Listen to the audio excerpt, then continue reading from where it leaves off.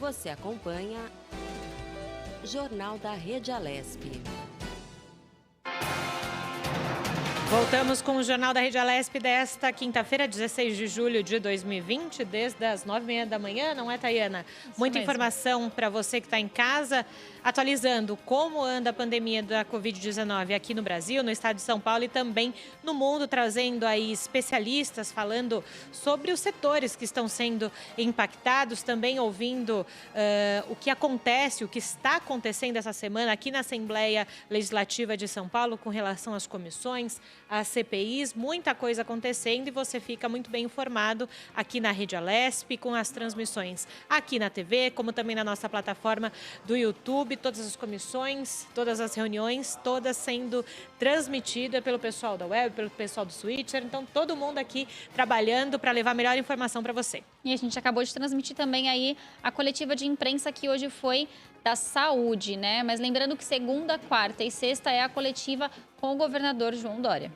É isso mesmo, então a gente segue de informação por aqui. O Vaticano informou que o navio hospital Papa Francisco, que há um ano percorre o Rio Amazonas para oferecer assistência médica, se juntou ao combate então da Covid-19 na região. A construção do navio foi possível graças a um acordo com o estado do Pará, que forneceu as indenizações pagas por empresas devido a um acidente ambiental que causou 60 vítimas e danos consideráveis. Com 32 metros de comprimento, o navio conta com 23 profissionais de saúde. Possui também salas de raio-x, mamografia, ecocardiograma, testes de estresse, sala de operações, laboratório de análise, farmácia, sala de vacinação, consultórios médicos, consultórios oftalmológicos e odontológicos, além também de leitos hospitalares. Os dados da Organização Pan-Americana da Saúde, a OPAS, afirma que em meados de junho há pelo menos 20 mil indígenas infectados na bacia do Rio Amazonas, que abrange Brasil, Peru, Colômbia, Bolívia, Equador, Venezuela, Guiana e Suriname. Segundo a Organização Pan-Americana da Saúde, esses grupos vivem tanto em aldeias isoladas, com acesso mínimo a serviços de saúde, como em cidades densamente povoadas como Manaus, Iquitos, no Peru, e Letícia, na Colômbia. Jornal da Rede Alesp.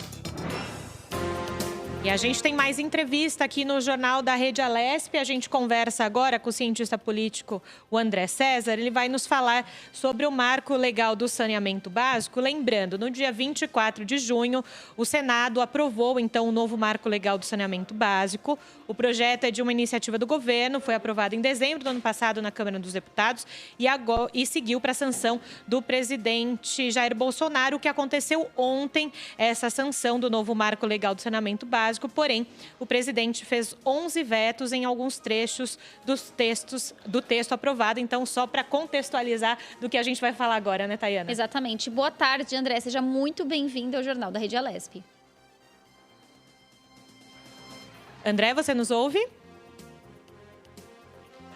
A gente já vai restabelecer o contato, então, com o André César, cientista político, dizendo que vai nos contar o porquê e o quanto o marco legal do saneamento básico, que foi sancionado ontem, quarta-feira, pelo presidente Jair Bolsonaro, vai influenciar daqui para frente a vida do brasileiro, não só nessa questão de saneamento básico e de água, que a gente sabe que são bens necessários e que ainda tantos lugares, como aqui no Brasil, têm dificuldades de sanar essa questão. Então, novamente, André, seja bem-vindo ao Jornal da Rede Alesp. Oi, boa tarde, muito obrigado.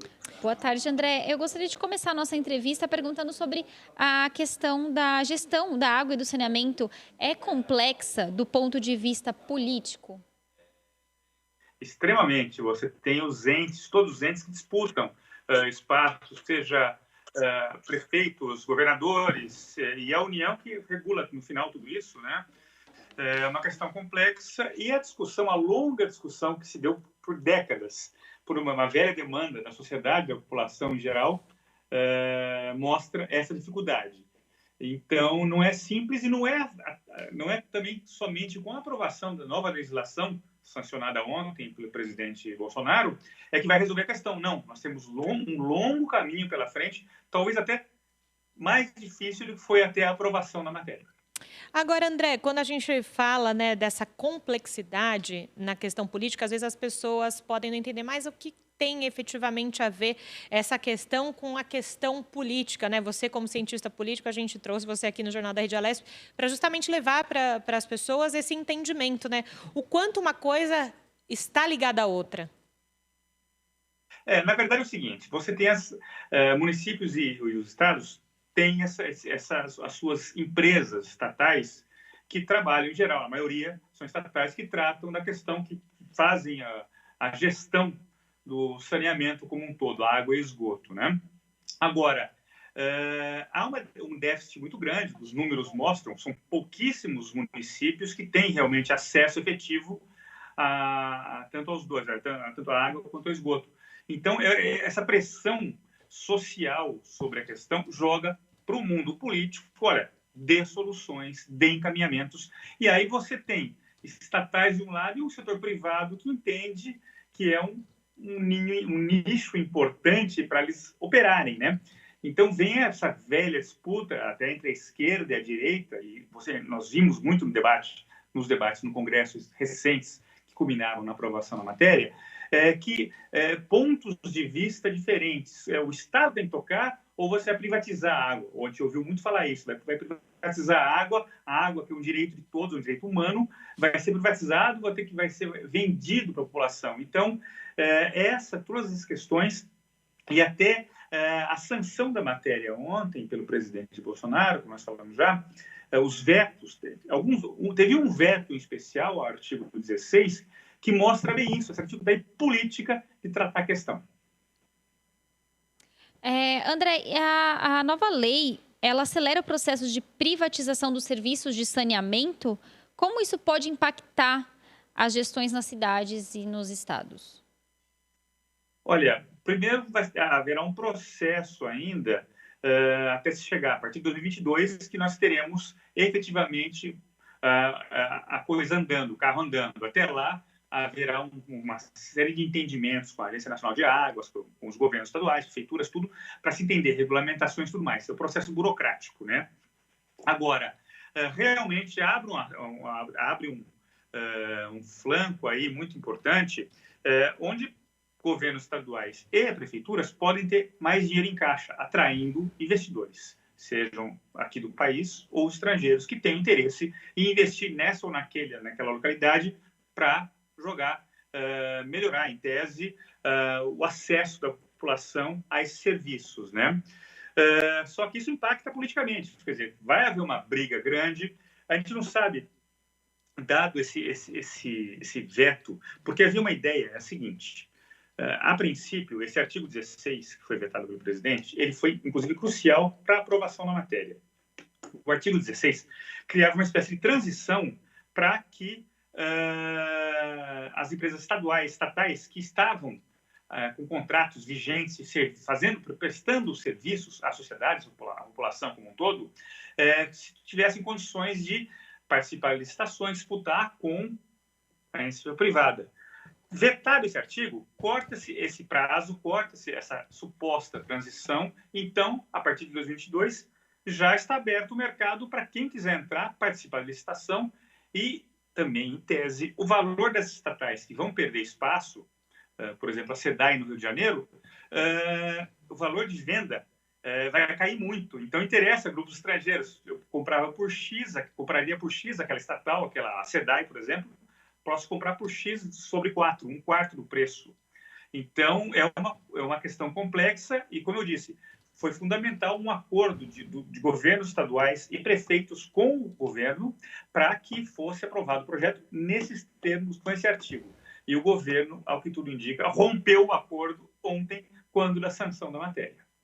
Agora, então, falando desse rompimento, dessa sanção, o que isso nesse momento pode influenciar o que é a nossa vida política? Ou só mais lá na frente a gente vai entender? Não, são duas dimensões aí. No plano puramente político, você, de fato, cria um novo estremecimento entre o Congresso e o Executivo. Porque em política, que a gente sempre fala, acordo fechado é acordo entregar. Você tem que entregar esse acordo, você não pode romper. E o presidente Bolsonaro, a princípio, seguiu a diretriz do ministro Paulo Guedes da equipe econômica, que quer a privatização o mais rápido possível. Então, foi uma bola nas costas, como se diz, nos estados e nos municípios, que já estão reclamando. E ontem, na sessão do Senado, inclusive, o presidente Alcolumbre, o relator da matéria, o senador Tasso Gereissati, e vários senadores que bancaram esse acordo em cima desse artigo, para que fosse votado, estavam reclamando. Então, primeiro, ao risco de veto real. Ao risco de veto, o Congresso vai sentar e isso implicaria numa derrota pesada para o governo Bolsonaro. E no momento que ele tenta refazer pontes, né? Baixou o tom da belicosidade dele, conversando com setores, se reaproximando do Rodrigo Maia, se reaproximando do Supremo até. Então, isso é muito ruim. E o segundo ponto que eu quero destacar aqui é a questão da judicialização, porque, dada essa nova realidade, as ações judiciais contra esse novo quadro vão ser muito grandes. E, no limite, podem paralisar o processo. Quer dizer, o que você queria fazer avançar para que se chegasse à população realmente a água, esgoto certinho, bonitinho, tem uma carência muito forte na população, e o Brasil é um dos países mais atrasados no mundo com relação a isso. Essa judicialização, dado esse quadro, pode parar tudo e atrasar mais ainda do que se queria. Esse é um problema muito sério. André, como a gente pode garantir, então, né, a esse direito básico, né, desse serviço? Quais são os desafios aí dos gestores públicos, né, com relação à transparência mesmo na captação desses recursos, né, de monitoramento também desses serviços? É muito complexo, na verdade, né? Porque você vê, a imensa maioria dos municípios, da população, não tem acesso. Então, é um desafio muito grande. Realmente vai ser um trabalho hercúleo, de muito peso. Você fala, não, podemos investir, trazer 500 bilhões em investimentos para o país, para jogar nisso, e a população vai sair muito bem servida a partir disso. Só que é um processo longo. E como vai se dar, como vai ser feito, só o dia a dia vai mostrar como serão efetivados os contratos com quem assumir, quem ganhar as licitações, como vai se dar a construção do sistema, né, do sistema de engenharia mesmo. Então, é muita coisa e é um desafio para os gestores, que vão ter que realmente trabalhar e criar mecanismos, inclusive, de acompanhamento, de monitoramento, fiscalização e transparência para a sociedade. Está acontecendo isso mesmo? Não, agora não está legal. Então, é muito complexo e ainda nós estamos a poeira não assentou. Nós precisamos aguardar a evolução dos fatos e, a partir primeiro desses vetos do presidente, para ver para onde vai correr esse rio. Agora, André, para quem não entende muito desse bastidor político, você falou, né? Ontem nós tivemos a sanção do presidente Jair Bolsonaro com relação aos vetos. Você mesmo explicou as consequências desses vetos. Nesse momento, pode ter alguma modificação nisso que foi sancionado? Para quem não entende muito desse mundo político, de um jeito mais didático, o que pode acontecer? Pode ter um outro tipo de votação? Pode voltar para a sanção ou não? Não, acontece o seguinte, o veto é apreciado pelo Congresso. Quem tem a última palavra em projeto de lei, aprovado em lei aprovada, é o Congresso Nacional. Então, os vetos voltam para o Congresso. No caso específico, são 11 vetos. O 16 e mais 10. Esse é artigo 16 e outros 10 vetos, que são menos importantes, mas tem que olhar também no detalhamento da questão. Esses vetos voltam para o Congresso e o presidente do Senado, que é o presidente do Congresso, o senador Davi Alcolumbre, convoca uma sessão plenária conjunta, Câmara e Senado, para apreciar. E se o Congresso derrubar o veto, está valendo o artigo. E o presidente não pode fazer nada. Quer dizer, no limite, entrar na Justiça, no Supremo, com uma ação de inconstitucionalidade, alguma ação específica, para tentar revisar esse quadro. Mas a última palavra cabe ao Congresso. E a tendência que se viu ontem, a partir do anúncio da sanção naqueles termos, é que esse veto será derrubado, que implicaria uma derrota importante para o governo, num momento que o Planalto, o presidente Bolsonaro, tenta refazer pontes, retomar negociações importantes para o futuro do governo. Agora, a gente está falando de muitos desafios, né? Acho que foi uma das palavras que a gente mais usou até aqui na entrevista, essa questão dos desafios a partir desse novo marco legal do saneamento básico. Você falou, antes de a gente chegar a esse texto, muita coisa aconteceu. A partir de agora, você contando para a gente outras questões também, né? Agora, ainda nesse ponto de vista político, como tornar, então, essa questão da água e o saneamento uma agenda estratégica, justamente, de benefício para a sociedade brasileira? Mais um desafio na nossa entrevista. Não, na verdade, mais um desafio. Muito bem. Na verdade, é o seguinte, a pandemia, a crise da pandemia, a Covid, o coronavírus, evidenciaram a necessidade, deixaram mais claro ainda essa carência do país, do Brasil. Uma carência estrutural, uma carência, digamos, de estrutura, de infraestrutura, mas também de saúde pública. Fosse o país mais preparado, tivesse um outro patamar com relação ao saneamento, certamente os números da Covid, de infectados e óbitos, e os que virão pela frente ainda, poderiam ser bem menores, né? Então, isso mobilizou, inclusive, o Congresso a puxar uma matéria que estava há muito tempo lá parada, assim, não havia discussão. De repente, o senador Tasso puxou de uma maneira até heróica, na minha concepção, fez avançar a matéria, construiu consenso, chamou todos os grupos interessados, governadores, prefeitos, setor privado, Planalto, equipe econômica e tudo mais, e fecharam um texto de consenso. Agora, o desafio, essa é uma etapa vencida desse desafio, mas o desafio segue. Agora, implementar. Só que para implementar, você tem que resolver essas questões. Primeiro, de curtíssimo prazo, esse veto para ver para onde vai, se vai ficar esse artigo ou não. Segundo, a regulamentação, que vai durar 1 ano e pouco aí até 2022. E, a partir daí, começar a estabelecer as regras e começar a elaborar as licitações que viram contratos e aí que a população começa a ter os benefícios que tanto merece.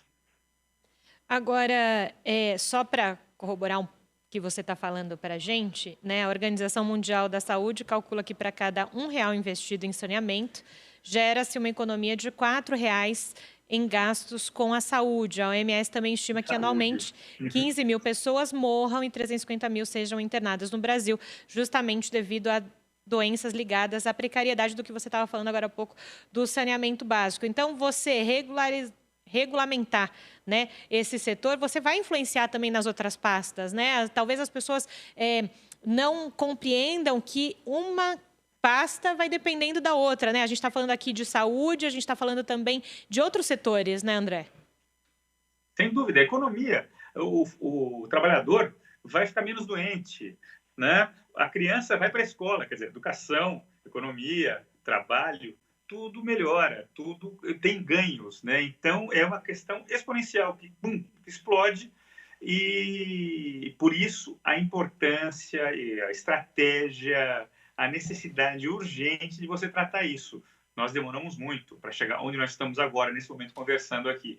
Demoramos demais. Na minha avaliação, era uma questão para estar resolvida na virada do século passado, 2000, 2001. Mas não, tudo bem, não podemos chorar o leite derramado, o tempo não volta, é o que temos, a realidade é essa. Mas agora, dada essa realidade, avançar e tentar ser célere, digamos, racional é a palavra, no processo, para que realmente, porque saúde, saneamento, qualidade de vida, não tem ideologia, né? Não é esquerda, direita, centro, não. É a vida da pessoa, minha, a sua, do vizinho, é isso que importa. Então, essa é a realidade, com isso que nós temos que trabalhar. Já que temos agora essa possibilidade, dada a aprovação da lei, vamos nos agarrar a ela e fazer avançar. E a sociedade como um todo, a imprensa também tem um papel muito importante nisso, de acompanhar, cobrar, divulgar e apontar, inclusive, os erros na condução desse processo. Bom, André, eu queria agradecer aí a sua colaboração, né, a entrevista, falando aí sobre esse assunto tão importante, né, do saneamento básico. Muito obrigada e a gente estende também aí o convite para uma próxima oportunidade. Muito obrigado, bom trabalho para vocês.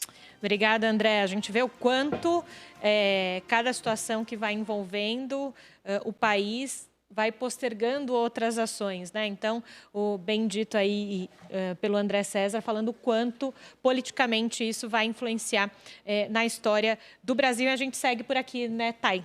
Vamos lá. Sim, vamos lá com mais informações.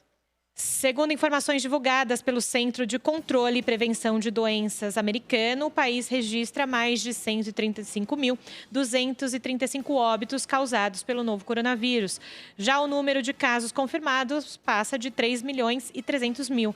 Em relação ao início da semana, foram 58.858 novos casos, que representou, então, aí um aumento de 1,7%.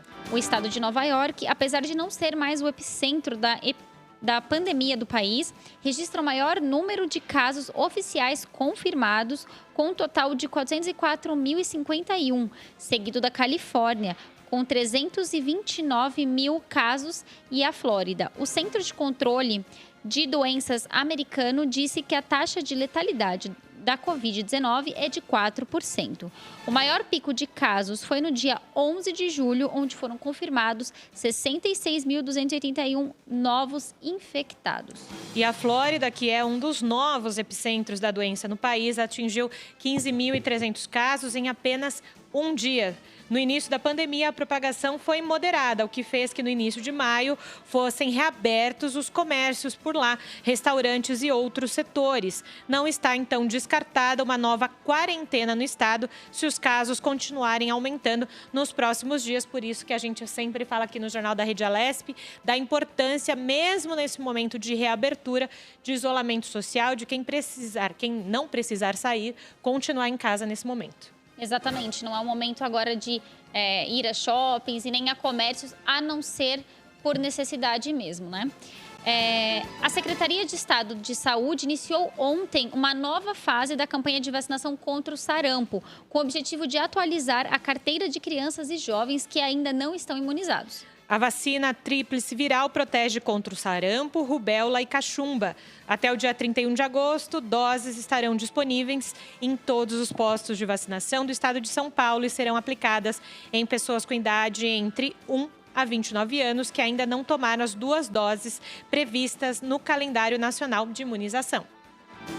Os bebês com 6 meses ou mais também devem receber a chamada dose zero, que não é contabilizada no calendário, mas é recomendada devido à circulação do vírus no território. Pessoas de 30 a 49 anos também podem se vacinar caso haja necessidade. Por isso, é importante apresentar a carteira para um profissional de saúde para que ele avalie se é o caso de aplicar a dose. A Secretaria de Saúde diz que segue todas as recomendações de prevenção à Covid-19 e avisa que é de extrema importância o comparecimento de quem está nesses grupos para a atualização da carteira de vacina. E a gente vai girando mais informação. O governo de São Paulo, por meio da Sabesp, assinou os últimos 4 contratos para a execução de obras de esgotamento sanitário do novo Rio Pinheiros. O programa prevê intervenções de saneamento e socioambientais com o objetivo de devolver o curso d'água limpo à população até 2022. Somado aos outros 12 já em execução, esses acordos abrem juntos mais de 3,7 mil vagas de trabalho. Ao todo, os serviços foram divididos em 16 licitações.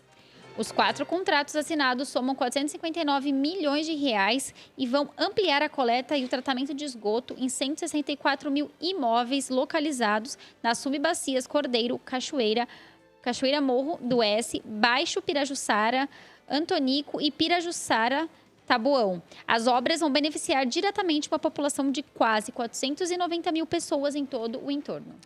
Por se tratar de um programa essencial para a melhoria da qualidade de vida da população, as atividades do novo Rio Pinheiros não foram paralisadas durante, então, essa quarentena pela Covid-19 aqui no estado de São Paulo e na cidade de São Paulo. Então, a gente vai, mais uma vez, falando, então, de saneamento básico. Lembrando aqui. que a gente acabou de entrevistar, né, o André falando justamente sobre saneamento, né? Agora, um relatório produzido pela Rede de Observatórios da Segurança, Grupo de Estudos sobre Violência nos estados de São Paulo, Rio de Janeiro, Bahia, Ceará, Pernambuco, reuniu dados que demonstram como a população negra é a principal vítima no país. Os negros, pretos e pardos são 75% dos mortos pela polícia. Entre as vítimas de feminicídio, 61% são mulheres negras, enquanto a taxa geral de homicídios no Brasil é de 28 pessoas a cada 100 mil habitantes. Entre os homens negros de 19 a 24 anos, esse número sobe para mais de 200. Segundo o relatório, meninos negros das periferias aprendem a ter medo da polícia desde pequenos e sabem que podem ser alvos de abordagens injustificadas, revistas, humilhantes, prisões ilegais, agressões verbais, flagrantes, falsos e algumas vezes espancamentos e morte. Entre o dia 1º de junho de 2019 e 31 de maio de 2020, os pesquisadores analisaram notícias divulgadas pela imprensa e informações difundidas pelas redes sociais em busca de relatos sobre a violência e segurança pública nesses 5 estados. Dos 12.559 registros, apenas 50 se referiam ao racismo ou à injúria racial. O relatório faz crítica à imprensa por raramente registrar a cor das vítimas. E o Jornal da Rede Alesp vai para um rápido intervalo. Na sequência, muito mais informação por aqui.